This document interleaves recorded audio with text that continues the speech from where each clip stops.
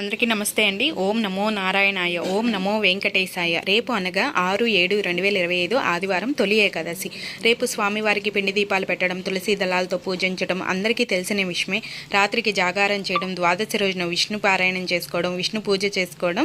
కానీ ఏదో ఒక సమస్య పట్టి పీడిస్తూ ఉంటుంది. నవగ్రహ దోషాలు ఉన్నాయి, ఒక పని అనుకున్నా కానీ ఎంతకీ అవ్వటం లేదు, చాలా కష్టపడుతున్నా కానీ కళ్ళనీళ్ళు వచ్చేస్తున్నాయి, బాధ తట్టుకోలేకపోతున్నా అనుకున్న ఇబ్బందులు ఎవరికైనా ఉంటే ఆ రోజు గోసేవ చేయండి. గోసేలకు వెళ్ళి తొడవడం, కడగడం లాంటివి వీలైతే చేయండి.